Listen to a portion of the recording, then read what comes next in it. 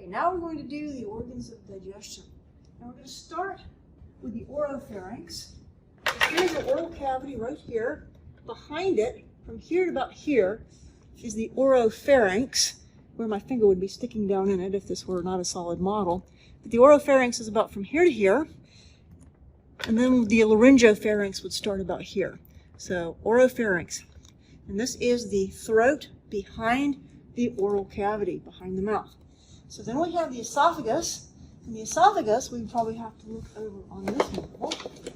The esophagus is going to be behind the trachea. So in this model, it's right here. So here we see our trachea. Here is our esophagus. You can see it continuing on down right here. So this is our esophagus as it descends through the thoracic cavity. It's going to go through the esophageal hiatus of the diaphragm, where it will lead into the stomach. So here's the stomach. This is the main organ for storing food as you've just eaten. It's going to start the mechanical breakdown of food.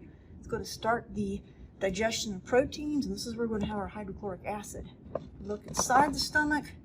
We'll see the characteristic folds called rugae, and that helps the stomach expand as you put more stuff in it. We can also see the stomach over here on this model. I'm going to remove the liver. Again, same thing, same kinds of features. Stomach with rugae. You can see the esophagus here, and this model shows nicely how it comes in behind the trachea. So this is the trachea.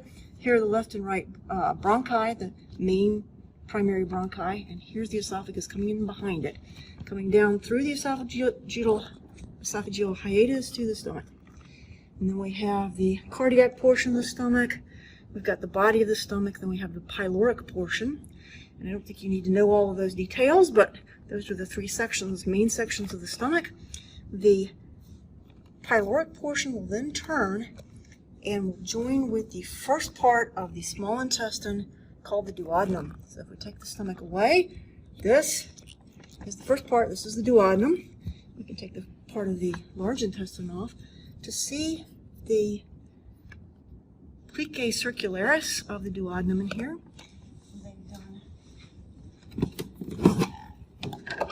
And you can see a little bit of the duodenum here, but they didn't include that level of detail. Now, we also have the pancreas. Remember, we've seen the pancreas before. This is our organ that's both an endocrine and exocrine organ. We've seen its endocrine functions. It produces both insulin and glucagon. But its exocrine functions are to produce digestive enzymes and buffers for digestion, and these will be basically secreted into the duodenum. So this is also the pancreas. Here we have the pancreatic duct. And then we're going to look also at the rest of the small intestine. So all of this is the small intestine. After the duodenum, which is the first part, we have the jejunum, and the last part is the ileum. And the ileum is going to basically empty into this first part of the large intestine, and this is called the cecum. And the cecum is a pouch. Basically, here's our ileocecal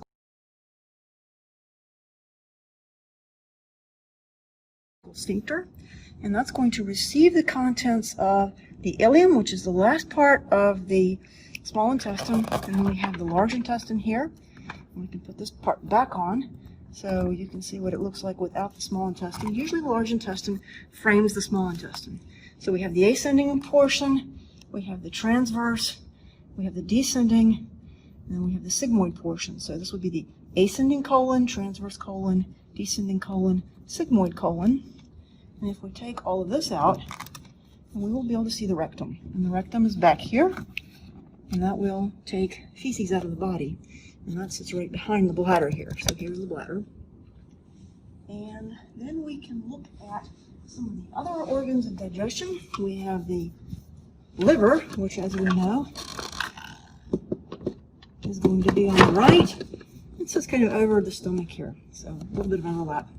And the liver is this very large organ that has a lot of functions. It will be storing a lot of the nutrients that we take in and sort of be the warehouse for nutrients. It's also going to be an area of detoxification of drugs and toxins and other things. So the liver has a lot of functions. Another thing is it makes bile.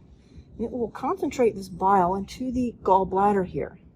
And so we have the bile duct, and the bile duct is going to lead into the duodenum eventually. But we have what we call the cystic duct, which is attached to the gallbladder. We have the hepatic duct, which is coming from the liver and merges into the common bile duct, which will then empty into the duodenum. And so one of the main things of the gallbladder is to hold bile, and bile is going to emulsify fats. So we know that fat and water don't mix, lipid and water don't mix, so we have to have a way to make the enzymes able to break down the fats. And if they're all globbed up in these fat droplets, it's hard for the enzymes to act on them because the enzymes are not lipid soluble, they're water soluble. So bile is an emulsifier that will work to break up these big droplets of fat into small droplets.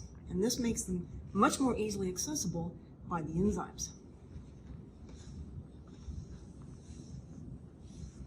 One other organ that we should look at, and that is the spleen, and we've seen it in previous chapters. And this is one of our lymphatic organs. It's only shown on this model for whatever reason. This is not only a blood reservoir and a filtration area, but it's also a lymphatic area as well. So this is where a lot of the filtration of blood is.